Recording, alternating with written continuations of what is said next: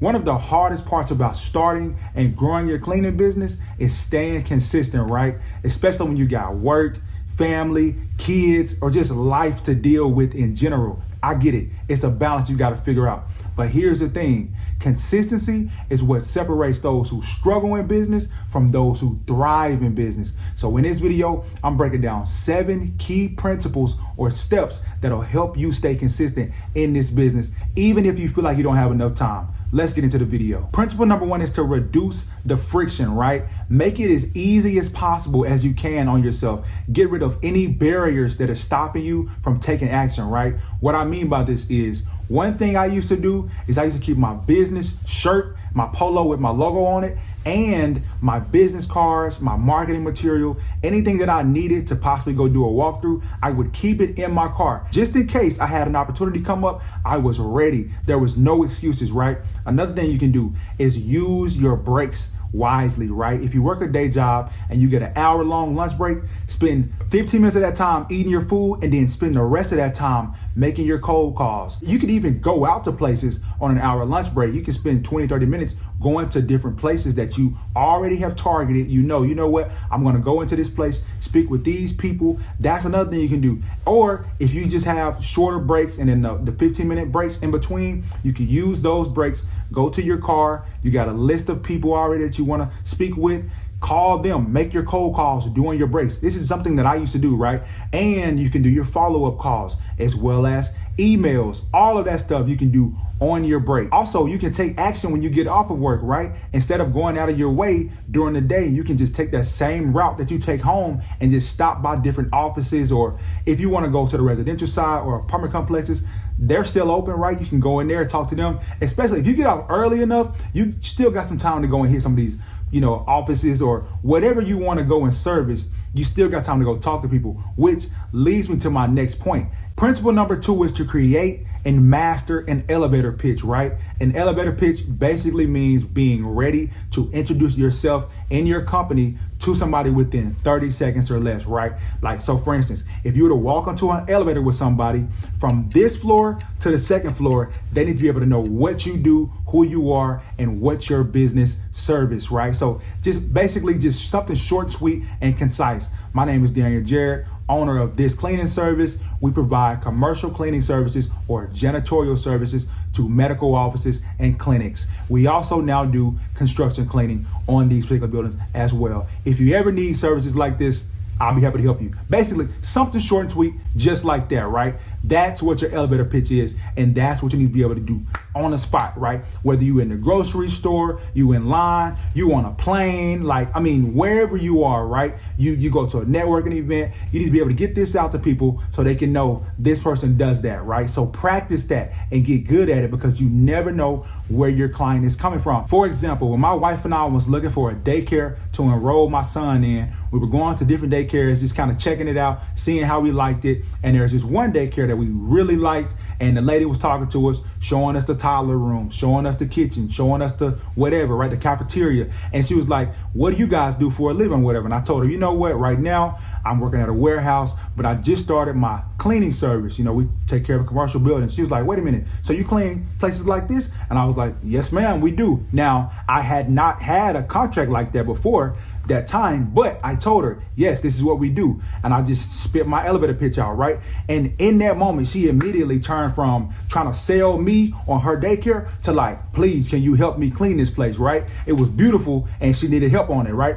Anyway, long story short, I ended up going to my car, grabbing my notebook with my stuff in it, right? Gave her my business card. I ended up coming in there with my walkthrough questions, and I did a walkthrough on the spot, and I ended up getting that contract. That was my first big contract. I didn't even try to, right? But that's what I'm saying. You need to be able to have an elevator pitch ready, because you just never know where your first opportunity or your next big opportunity is coming from. Principle number 3 is to automate and schedule your marketing, right? Your emails, whatever it is, right? It doesn't mean that you have to do this every single day. You can sit down, take some time out of your day in the evenings, right? When you put the kids to bed, whatever it is, right? And just take about an hour, however long you got, to write up your emails, right? And then schedule them to send out during business hours, 8:27 a.m., 9:42 a.m. They will think that you just sent this out. Whole time you did this 2 nights ago, right? But you scheduled it to send out, right? So you can do this the free way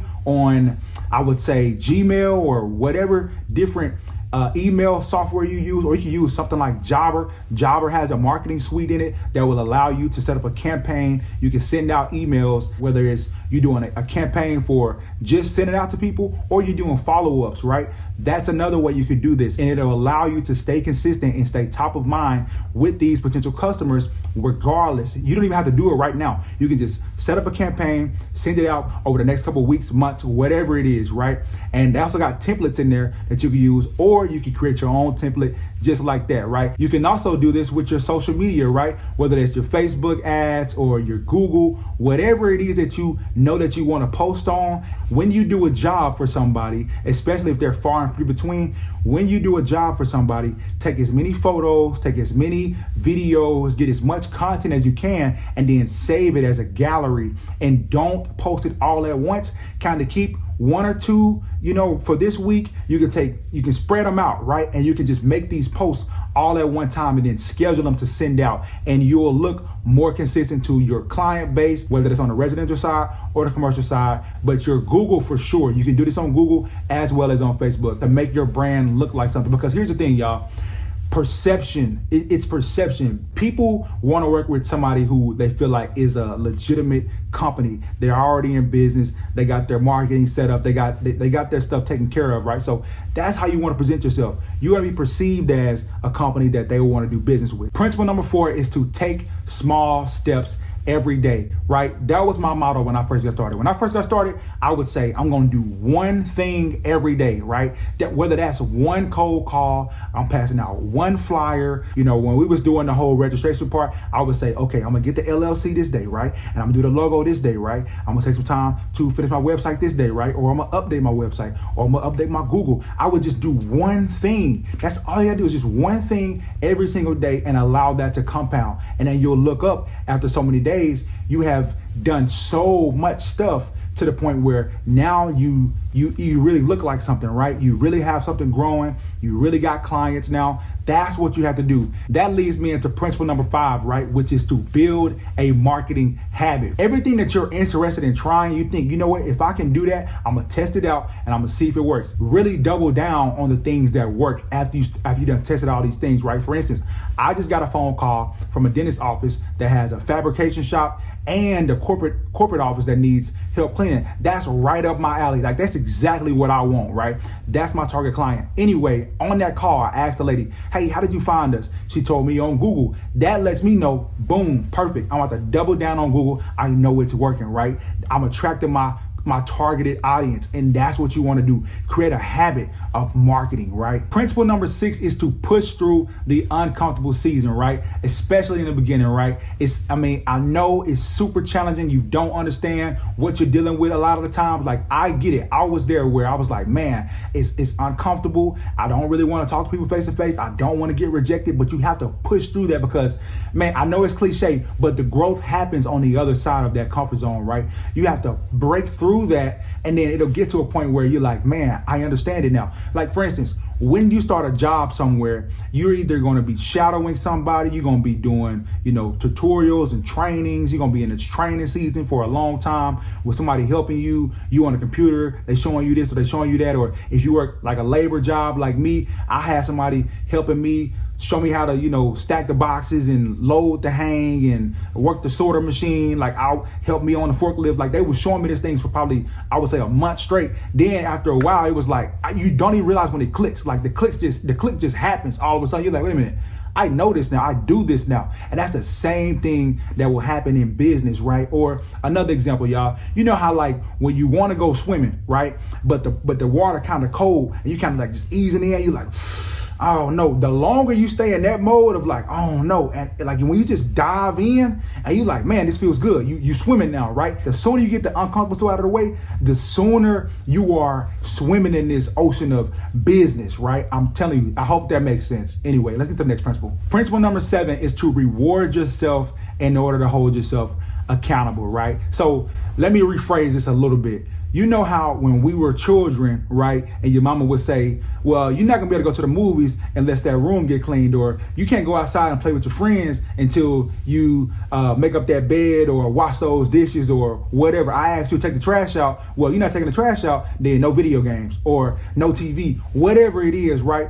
We no longer have our parents on our back like that anymore, right? We're to the point now where we have to parent ourselves. Psychologically, we have to make up our own rules and our own games and things that will keep us accountable in order to make things happen that we know is good for us, right? Like if we want this business to thrive and to come alive, nobody is going to do that for you. Like if you're not holding yourself accountable, like pushing you and telling you like, no, you know what, this fun thing you want to do, going out, clubbing to the party, whatever it is, like if you want to go do that, you got to go make something happen over here first.